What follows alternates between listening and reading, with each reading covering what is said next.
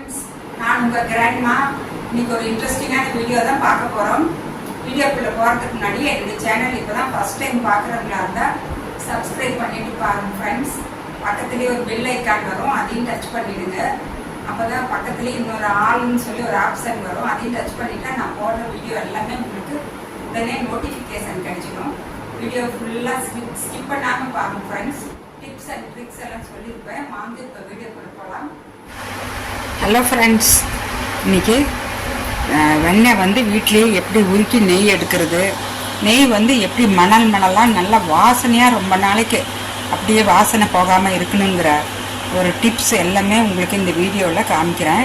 Video ஃபுல்லாக skip பண்ணாமல் பார்த்தீங்கன்னா தான் உங்களுக்கு இந்த வெண்ணெயை எவ்வளவு டேஸ்ட்டாக நெய் உருக்கலாமா, இவ்வளவு டிப்ஸ் இருக்கா அப்படிங்கிறதெல்லாம் உங்களுக்கு தெரிய வரும் ஃப்ரெண்ட்ஸ். பாருங்கள், இந்த வெண்ணெய் வந்து நல்லா ஃப்ரீசரில் வச்சு நீங்கள் முதல் நாள் நைட்டே ஃப்ரீசரில் வச்சு அப்புறம் எடுத்திங்கன்னா இந்த பட்டர் பேப்பரில் ஒரு துளி வெண்ணெய் கூட ஒட்டாமல் உங்களுக்கு அப்படியே ஈஸியாக வந்துடும். அது அப்படியே நம்ம ஒரு அடிகனமான ஒரு பாத்திரத்தில் போட்டு தான் உருக்க போகிறோம். பாருங்கள், நான் இப்போ இந்த இரும்பு வாணலி தான் எடுத்து வச்சுருக்கேன். இரும்பு வாணலியில் இது மாதிரி செய்கிறதெல்லாம் ரொம்பவே நல்லா வாசனையாகவும் இருக்கும். ரொம்ப நாளைக்கு எங்களுக்கு அதனோட ஃப்ளேவர் போகாமல் நல்லாயிருக்கும்.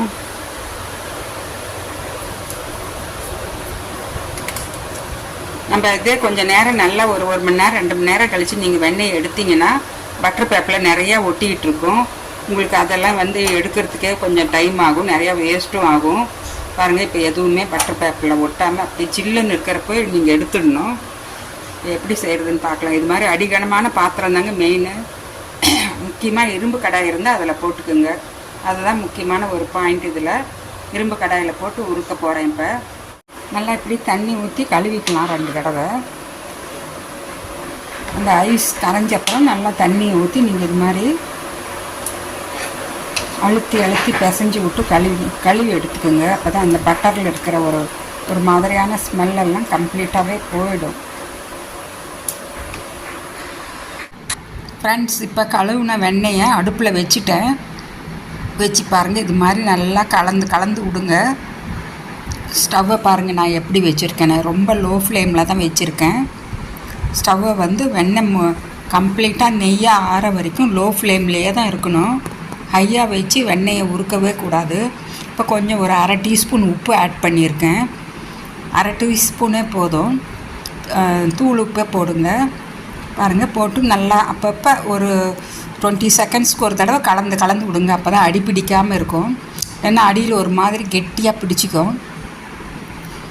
அதுக்கு தான் இந்த மாதிரி இடும்பு கடாய் வச்சுடுங்க. அடிகனமான பாத்திரம் வைங்கன்னு சொல்கிறேன். அடி பிடிச்சா நெய்யோட ஃப்ளேவரே போயிடும். இப்போ பாருங்கள், இந்த மாதிரி கொஞ்சம் நேரத்துக்கு ஒரு தடவை இப்படி கலந்து விட்டிங்கன்னா அந்த மாதிரி நுரைச்சிக்கிட்டு வந்ததெல்லாம் போய் ஒரு மாதிரி மேலே பாருங்கள் நெய் வந்து வெளியில் வர தெரியுது.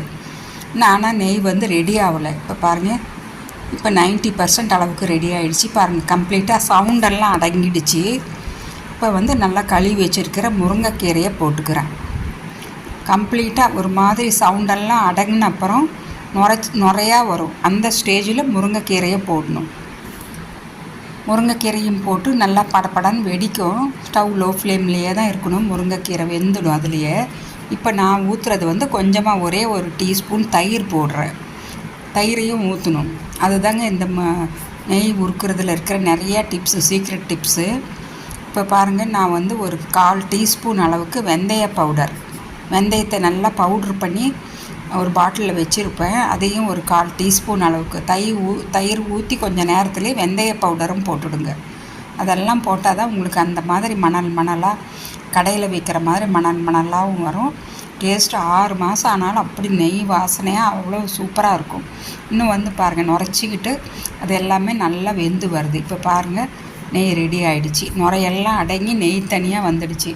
இந்த முருங்கைக்கீரையை நீங்கள் வேணும்னா அப்படியே தட்டில் எடுத்து வச்சு குழந்தைங்களுக்கு கொடுக்கலாம். நீங்களும் சாப்பிட்லாம். அவ்வளோ டேஸ்ட்டாக இருக்கும். இல்லைன்னா நாங்கள்லாம் அப்போல்லாம் சின்ன பிள்ளைங்களா இருக்கிறப்ப பாட்டி வீட்லையெல்லாம் இந்த மாதிரி எடுத்து அப்படி சும்மாவே சாப்பிட தருவாங்க. இப்போ நீங்கள் இந்த நெய்யை தனியாக ஃபில்ட்ரு பண்ணி எடுத்துக்குங்க. கீழே வந்து ஒரு மாதிரி கசண்டு மாதிரி இருக்கும்.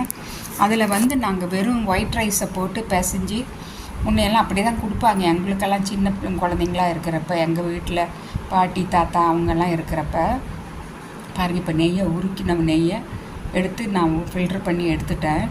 இப்போ இது கொஞ்சம் ஆறுன அப்புறம் பாருங்கள் எப்படி மணல் மணலாக இருக்குதுன்னு பாருங்கள். கலர் பாருங்கள், அப்படி மஞ்சளாக இருக்கும். இது தாங்க பசு நெய். வீட்டில் நாங்கள் ஆடையை எடுத்து வச்சு உருக்குனாலும் இதே மாதிரி தான் வரும்.